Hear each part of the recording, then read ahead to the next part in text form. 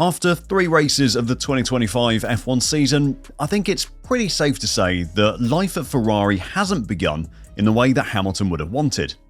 Having explicitly stated that he was joining the Scuderia to win his record-breaking 8th World Championship, being 8th in the driver's standings with half the points of his rookie replacement at Mercedes and 47 points behind the championship leader is probably not how he envisioned it going. The Japanese Grand Prix was almost completely decided on Saturday during qualifying.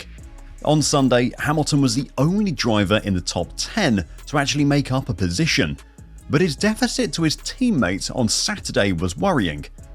However, Hamilton has blamed his 0.3 of a second deficit in qualifying on the team for discrepancies between the two Ferrari cars. Today, I'll check out the surprising accusation and what Ferrari are going to do to rectify it, so don't go anywhere. So, Hamilton ended the Japanese Grand Prix as the only driver to have made any forward progress from the top 10 starters. He overtook Isaac Hujjar for 7th place but was unable to make any attack against his replacement at Mercedes, Andrea Kimi Antonelli. The young Italian became the first driver to score points in their first 3 Grand Prix since Hamilton managed it all the way back in 2007. He also set a new fastest lap at the Suzuka circuit, breaking Hamilton's record from 2019 by 0.018 seconds, and became the youngest lap record holder in F1 history. It was a disappointing race for Lewis, but despite that, the damage was already done during qualifying. Overtaking proved to be almost impossible at Suzuka, which meant that Hamilton's 0.3 deficit to his teammate, which saw him start 4 places further back, cost him any chance at a decent finish in Sunday's Grand Prix. While his initial laps were very encouraging, Lewis was then unable to find the pace to chase down Antonelli, and he lost connection to his Mercedes replacement as the second stint progressed. That was a very tough race for us today. We didn't have the pace to challenge the top 3, and that's something we'll be working hard to address ahead of the next rounds. I went with a setup that felt good overall, but it just didn't give me everything I needed out there, concluded Hamilton. However, the issues for Hamilton go deeper than just Ferrari struggling for pace. He said that there was something specific wrong with just his car which was holding him back. Apparently, it's something that isn't affecting Leclerc, and it's also to blame for Hamilton losing to his new teammate in the first 3 races this season. If you remember back to China, even though Leclerc had serious front wing damage throughout the Grand Prix, he was faster than Hamilton that day. Now, that shocking difference in performance between the two Ferraris that day might not actually have been Hamilton's fault. Instead, it could have been Ferrari's. We found something on the car which is underperforming, so if that's fixed, I'm losing over 1/10 a lap. Qualifying is clearly really important. Pressed further on the issue amid paddock rumours it's focused on the rear of the car, Hamilton said, "They," talking about the team, "are aware of it. They don't know why it's happening. When the new component comes, hopefully it will be gone. I'm relatively happy with the race pace I had. Good performance for the team. Myself and Riccardo Adami did a great job. Onwards and upwards." Ferrari aren't running Lewis's car as low as they want after both Hamilton and Leclerc were disqualified from the Chinese Grand Prix, Hamilton due to excessive plank wear. It isn't known whether the plank wear in China is linked to the problems with Hamilton's car or not though. The fact that Hamilton is having to wait for components for the problem to be solved is very, very surprising. The teams travel with spare parts for everything on the car, so why not just change out the faulty component? Hamilton has said that he's waiting for a new component which will solve the problem, but Ferrari will already have spares of everything. So does that mean that the spares are faulty as well? And if that's the case, how is it that Leclerc isn't suffering the same problem? Because surely Ferrari didn't make 2 or 3 parts incorrectly and then accidentally made one correctly which is fitted to Leclerc's car. That just doesn't seem to make sense. The whole situation is pretty perplexing, to be honest. There is a lot about it that just doesn't really make any sense. There's obviously something going on behind the scenes that Ferrari and Hamilton aren't sharing.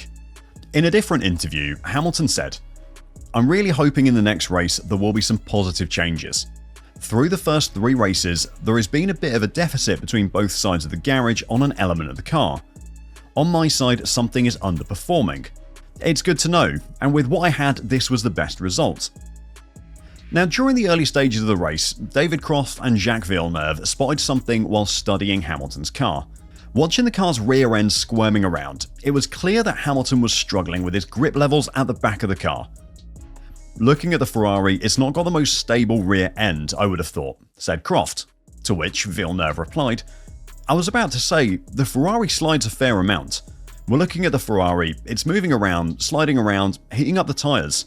That's not a good sign for the longer run," referring to the fact that Hamilton would degrade his rear tyres quicker than those around him. Whatever this mysterious issue is, we're going to have to wait for this weekend's Bahrain Grand Prix to see if that replacement component that Ferrari are making resolves the performance deficit that Hamilton is suffering from. But it is a very, very odd situation. Even with Hamilton suffering from this mysterious rear-end issue, Ferrari's start to the season has been very underwhelming.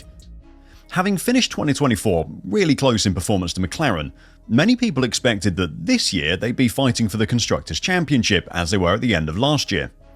However, they're falling well short of being championship contenders at the moment. They're sitting a distant fourth behind a Red Bull team which only has one driver scoring points at the moment, a Mercedes team that's got a fresh-faced rookie in it, and a pretty strong-looking McLaren.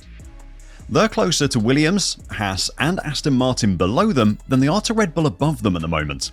There is a growing feeling around the Ferrari team that they've really failed to capitalise on where they were in 2024.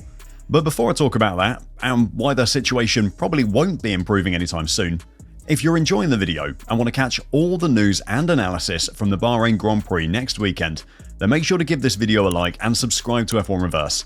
It really does help us out, so thank you very much. So after a disappointing start to the season, it's pretty clear that Ferrari have work to do if they want to avoid their worst finish since the appallingly bad 2020 season. After last weekend's race, Leclerc raised concerns with the general pace of the SF25 after the first 3 races of the season. There wasn't anything more in the car, but it's even more disappointing when you do everything you can and you finish 4th, he said. The positive is we maximised the weekend. The negative is we didn't have the pace. I'm confident for the rest of the year I can maximise the car, but if it's P4, it's not great.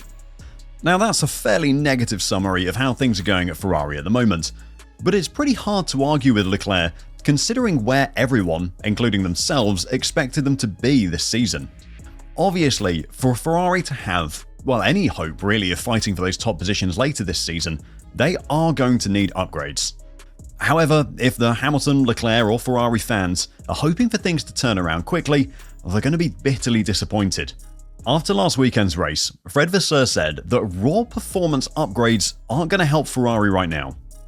We'll definitely bring updates soon, but first we need to fix the balance issues and we need to make the most of this car.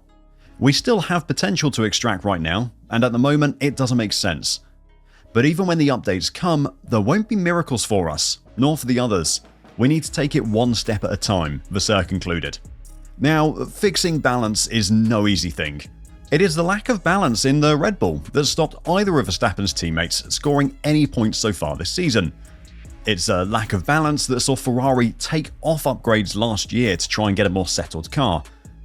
Now, fixing a car's balance problems, whether that's oversteer or understeer or any combination of steer, it's proved incredibly difficult for a number of teams under the current regulations, and often it's required a lot more than just simulator work. Now I'm talking about just pure upgrades. And when you're waiting on upgrades to solve balance problems, that's going to take a lot of time. But what do you think? Can Ferrari turn things around? And what do you think of this mysterious problem with Hamilton's car, which has been costing him tenths of a second? Let me know your thoughts in the comments down below, and until next time, drive safe and bye for now.